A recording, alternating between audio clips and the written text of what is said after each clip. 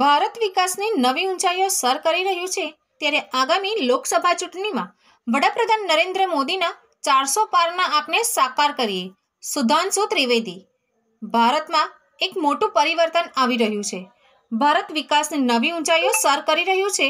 2024ની લોકસભાની ચૂંટણીઓ નજીક આવી રહી છે ત્યારે આ ચૂંટણીઓમાં ભાજપને 370 અને એનડીએની 400 બેઠકો મળે તેવા દ્રઢ સંકલ્પ સાથે દેશના વડાપ્રધાન નરેન્દ્રભાઈ મોદી કાર્યરત છે.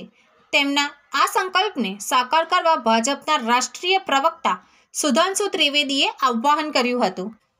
નડિયાદ સ્થિત ખેડા જિલ્લા ભાજપ કાર્યાલયમાં સંગઠનની બેઠક પૂર્વે મીડિયાને સંબોધતા ભાજપના રાષ્ટ્રીય પ્રવક્તા સુધાંશુજી ત્રિવેદીએ જ કહ્યું હતું કે આગામી લોકસભાની ચૂંટણીને અનુલક્ષી સંગઠનમાં વિચાર વિમર્શ કરવા બૂથ લેવલથી લઈ વિવિધ સ્તરીય સંગઠનને સુદૃઢ કરવાની આ કવાયત હાથ ધરાઈ રહી છે, જેનો ઉદ્દેશ્ય નરેન્દ્રભાઈ મોદીના 400 બેઠક પારાના સંકલ્પને સાકાર કરવાનો છે.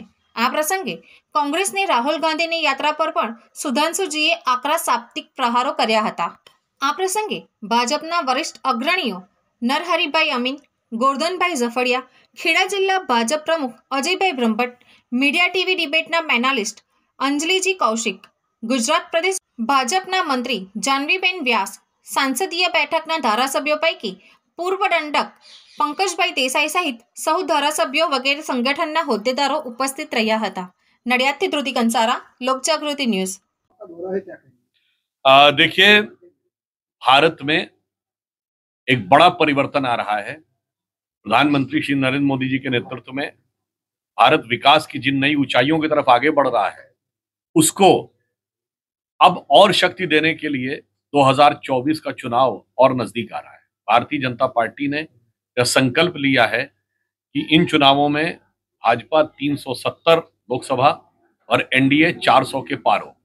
यानी जो हमारा संकल्प है 400 पार, उसके लिए संगठनात्मक दृष्टि से पूरी गहनता के साथ धरातल पर हमारे सभी वरिष्ठ नेताओं के साथ जो यहाँ हैं और हमारे लोकसभा के संयोजक, लोकसभा के प्रभारी और यहाँ पर जो कार्य कर रहे हैं, उनके साथ संगठनात्मक स्तर पर विचार करने के लिए तमाम नेताओं को भिन्न भिन्न लोकसभा क्षेत्रों में भेजा जा रहा है. उसी निमित्त मैं यहाँ पर आया हूँ, जहाँ पर हम बूथ स्तर से लेकर हमारे संगठनात्मक स्तर तक के भिन्न भिन्न विषयों के ऊपर विचार विमर्श और उसकी समीक्षा करेंगे और फिर इस संकल्प को और सुदृढ़ करते हुए इस बार फिर मोदी सरकार और 400 पार के विचार को और प्रबलता प्रदान करेंगे.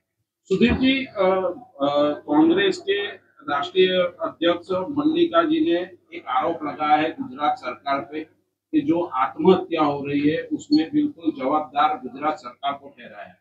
देखिए, किसी भी घटना को लेकर गुजरात की सरकार पूरी संवेदनशीलता के साथ सक्रिय और तत्पर रहती है, परंतु जहां तक कांग्रेस के द्वारा गुजरात पे आरोप लगाने की बात है, तो इसे मैं कहना चाहूंगा ये आज की बात नहीं है. ये 22 साल 24 साल पुरानी बात है.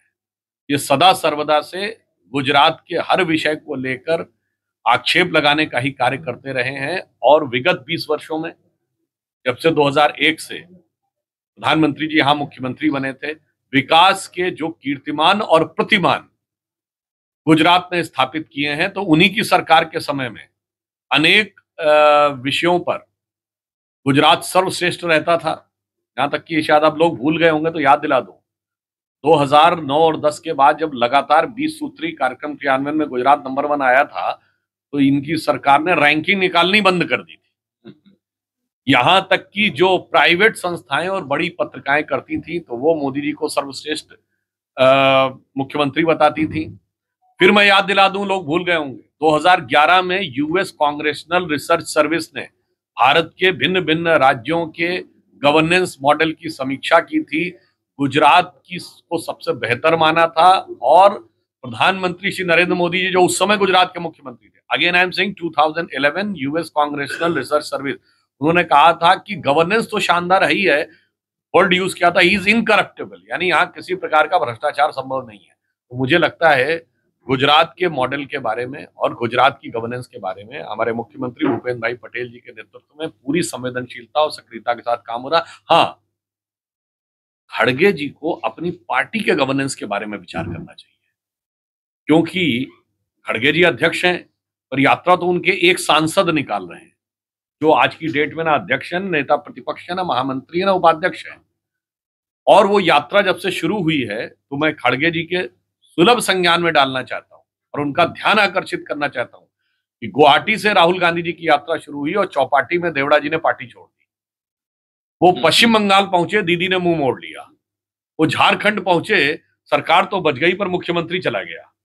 वो बिहार पहुंचे तो इंडी गठबंधन के सूत्रधार नीतीश कुमार जी उन्हें मझधार में छोड़ के चले गए। वो उत्तर प्रदेश में दाखिल होते हैं और राष्ट्रीय लोकदल एनडीए में आ जाता है। वो समाजवादी पार्टी के साथ सीटों का गठबंधन फाइनल करते हैं और अगले दिन उनके 7 विधायक क्रॉस वोटिंग कर देते हैं। और अभी तो हिमाचल से दूर ही थे, वहां पे जो हाहाकार हो रहा है, इसलिए मैं खड़गे जी से कहूंगा, आसे तो हिमाचल कम से कम अपनी पार्टी की गवर्नेंस पर ध्यान दें। उसके बाद, जैसे हिंदी में कहावत होती है ना, पर उपदेश कुशल बहुत हेरे, तो उससे बचने का प्रयास करें।